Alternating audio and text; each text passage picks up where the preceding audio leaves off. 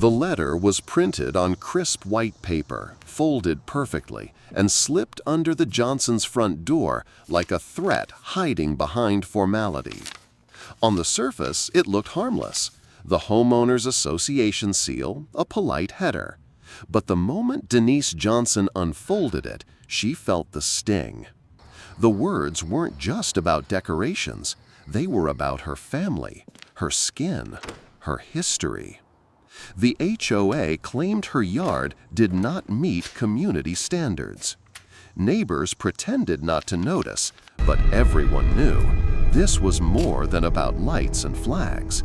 This was about who belonged on the street and who didn't. The Johnsons had lived in the neighborhood for less than a year. Denise, a nurse, worked double shifts at the hospital.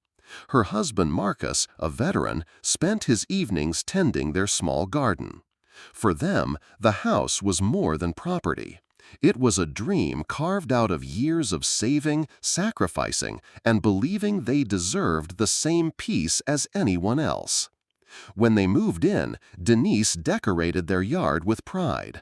A line of colorful lights along the porch, a small wooden sign with a Bible verse, an African heritage flag beside the American one. To her, it was a message: we're here, we belong, and we're not ashamed of who we are. But soon after, whispers started. Subtle looks from across the street. A neighbor's muttered, "Doesn't quite fit the neighborhood." The Johnsons ignored it until the letter arrived.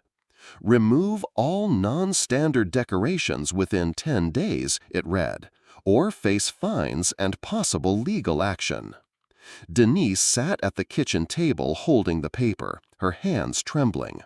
Marcus leaned against the counter, silent for a long time. Both knew what this was. The HOA never complained about holiday inflatables or patriotic bunting. This was different. This was targeted. The message beneath the letter was clear: tone down who you are, or pay the price. The Johnsons could have quietly complied. They could have taken down the flag, dimmed the lights, and blended in. But Denise refused.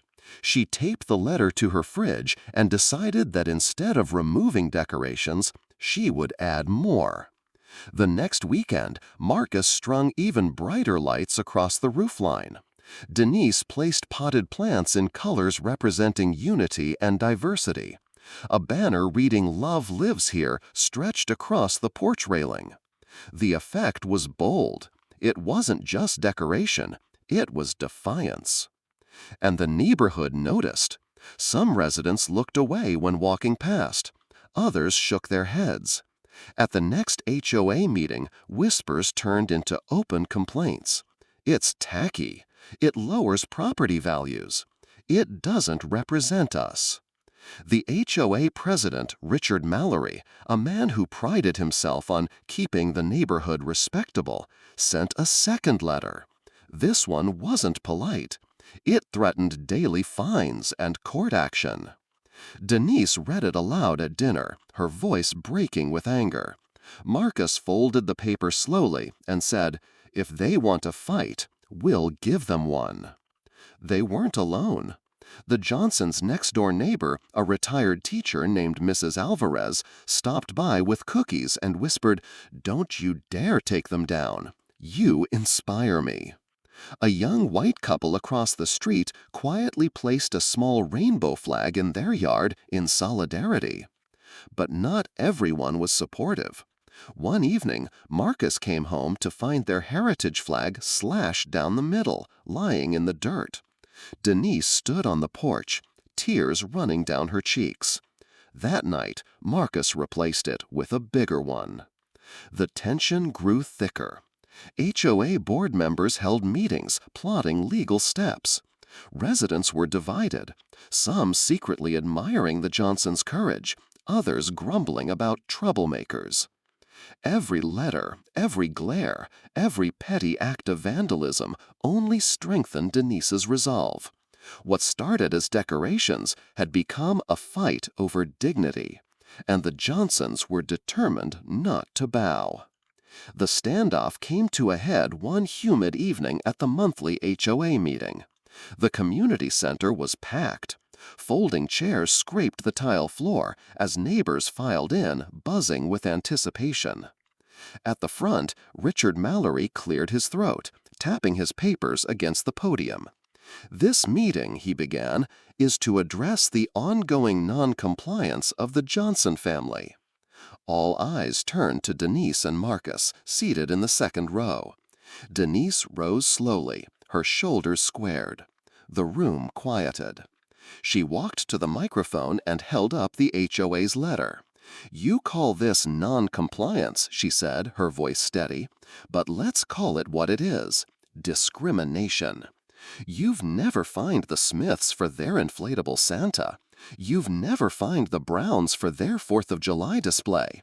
But when a black family honors their culture, suddenly it's against the rules." Murmurs rippled through the crowd. Mallory flushed red, trying to interrupt, but Denise pressed on. "This isn't about decorations. It's about identity. You want us invisible. You want us small. But we won't disappear just to make you comfortable." For a moment, silence hung in the air, thick and unbreakable. Then Mrs. Alvarez stood. "She's right," she said. "We've all seen the double standard." Another neighbor raised a hand. "I put up my own decorations. Are you going to fine me too?" The tide shifted.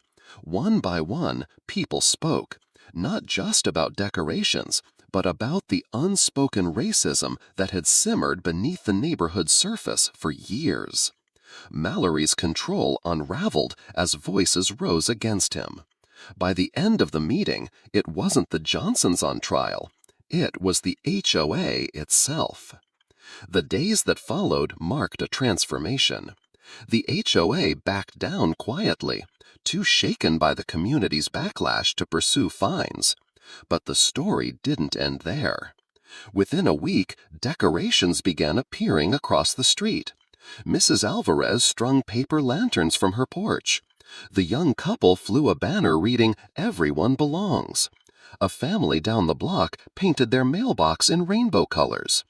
What started as one family's stand against discrimination had sparked a wave of unity.